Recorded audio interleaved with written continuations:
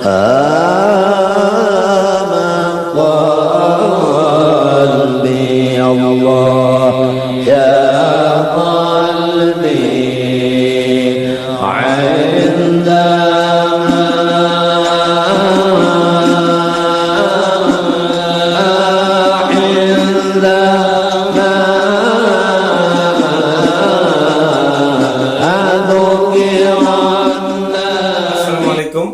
Bertemu kembali dengan saya Ciptaning, pengasuh Majelis Dzikir dan Sholawat Sirul Asra Surabaya. Banyak sekali yang bertanya, kenapa di dalam kehidupan mereka seakan-akan kemanapun dia pergi selalu mengalami kebuntuan, selalu mengalami masalah. Apapun yang dia kerjakan, apapun yang dia usahakan, selalu mengalami kerugian dan tidak pernah mendapatkan keuntungan sedikit pun di dalam kehidupannya. Rezeki menjadi sulit, ketenangan jiwa menjadi hilang, kesehatan pun mulai berkurang karena banyaknya pikiran, terganggu oleh bersitan-bersitan yang ada di dalam pikirannya,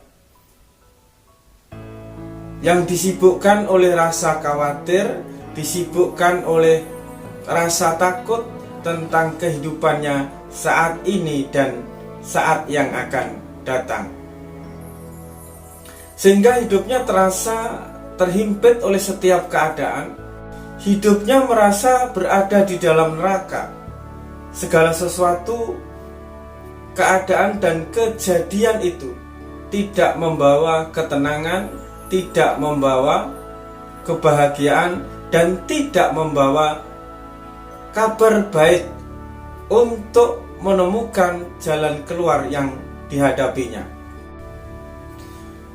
Dan sudah mencoba berlari untuk menuju Allah dengan jalan belajar ma'rifat, belajar ilmu dzikir, belajar ilmu kebatinan, tetapi selalu ditemukan oleh orang-orang, oleh lingkungan majelis, oleh guru yang selalu memanfaatkan dirinya, sehingga dia tidak semakin menemukan jalan keluar, justru semakin terjerat di dalam kebingungan dan kebuntuan. Rohaninya otomatis mandek, berhenti, sehingga putus asa di dalam kehidupannya. Urusan dunianya pun hancur, rumah tangga hancur, keluarga hancur, usaha hancur, akhirnya terpuruk dengan beban kehidupan yang semakin berat. Kenapa hal itu terjadi?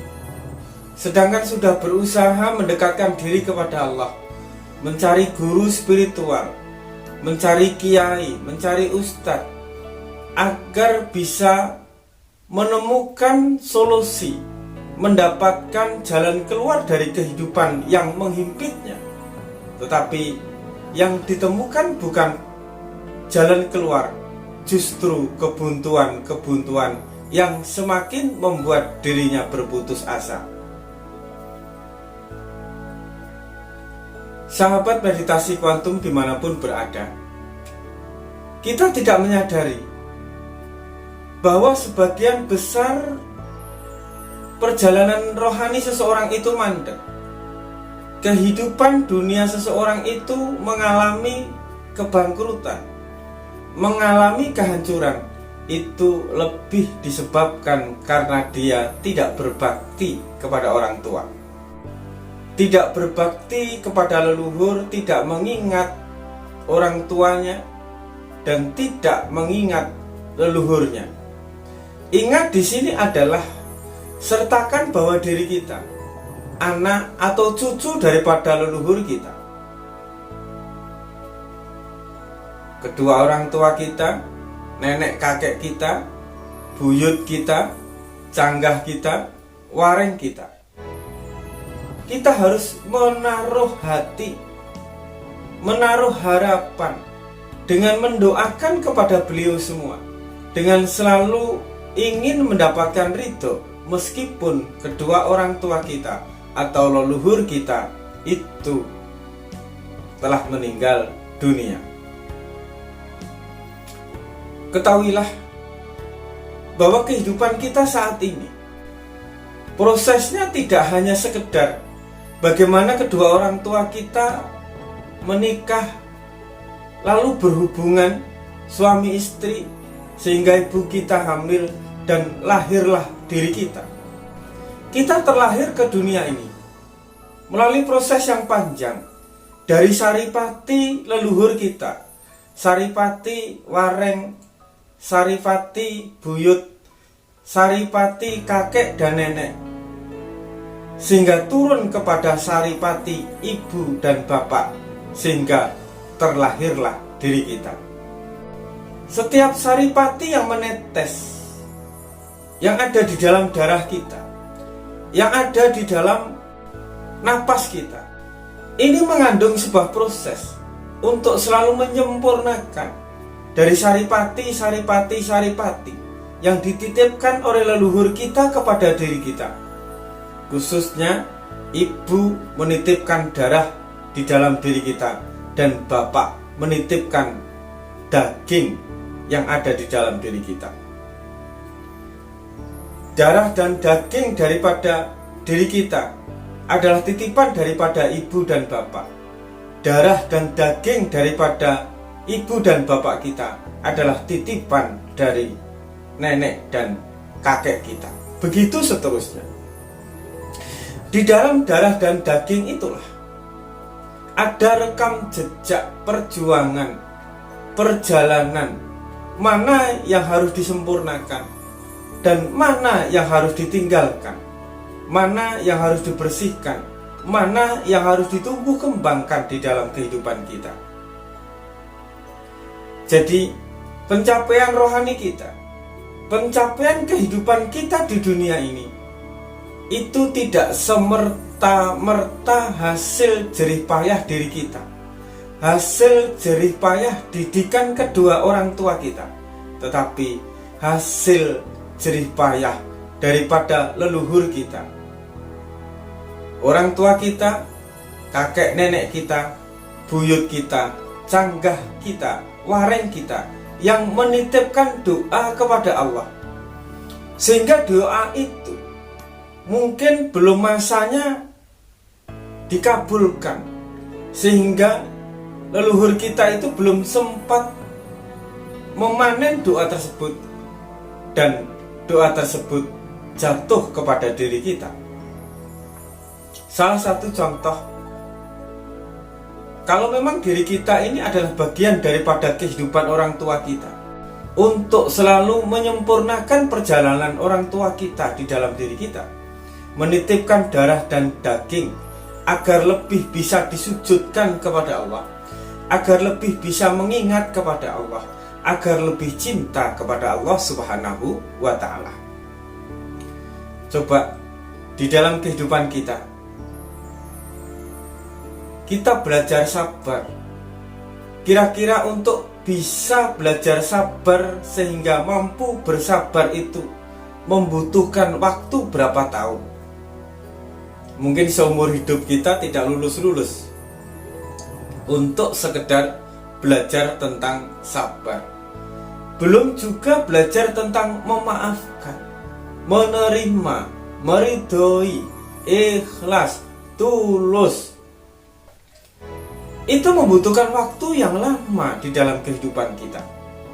Apakah kita di dalam masa umur kita ini, mampukah kita belajar sabar di dalam sisa usia kita selama nyawa di kandung badan? Tentunya tidak. Jatuh bangun untuk sabar, jatuh bangun untuk ikhlas, jatuh bangun untuk memaafkan. Kita harus bertarung dulu dengan ego kita. Kita harus bertarung dulu dengan keakuan kita. Kita harus bertarung dulu dengan pembenaran-pembenaran yang ada di dalam diri kita, yang kita akui, yang kita nyatakan di dalam kehidupan kita. Setelah kita bertarung dengan keakuan, dengan ego, dengan pembenaran-pembenaran, barulah kita menemukan yang namanya sabar dan yang namanya ikhlas. Namun ketahuilah, kadang kita begitu mudah untuk berbuat sabar, begitu mudah untuk berbuat ikhlas, begitu mudah untuk menerima segala keadaan yang ada di dalam kehidupan ini dengan kadar yang sama. Sebenarnya keadaan kita, kesadaran kita, rasa kita untuk mudah sabar, untuk mudah menerima, untuk mudah menyikapi segala sesuatu dengan kadar yang sama itu, ada sebagian diantaranya adalah warisan daripada leluhur kita. Sehingga kesabaran itu yang diwariskan oleh ibu bapak kita di dalam darah kita dan di dalam daging kita,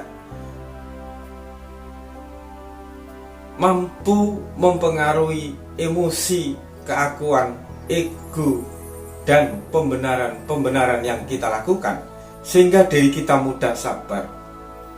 Yang jadi masalah, kesabaran yang kita lakukan seringkali kita akui sebagai kesabaran diri kita. Mudah memaafkan setiap kesalahan orang. Kita seringkali mengakui bahwa keadaan tersebut adalah hasil perjuangan diri kita sendiri.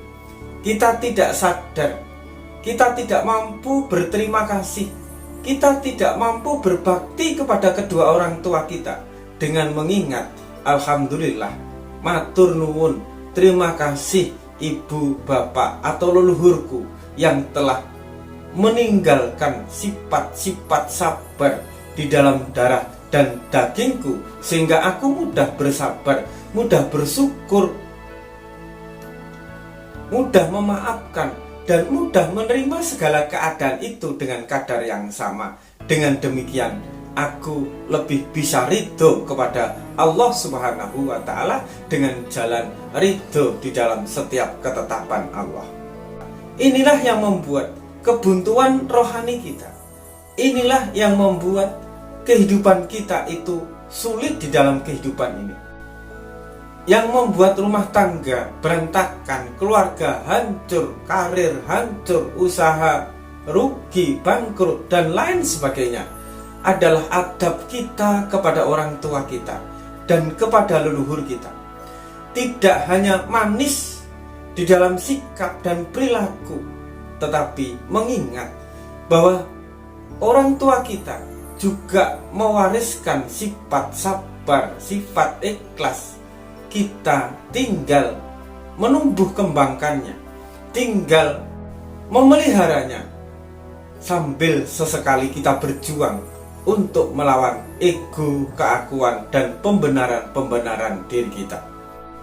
Jangan sekali-kali mudah mengakui bahwa kita mampu sabar, mampu bisa menerima keadaan dengan kadar yang sama di saat kita menemukan suatu keadaan dan kejadian, tanpa mengingat bahwa kita sabar itu atas ridho kedua orang tua kita, atas doa kedua orang tua kita.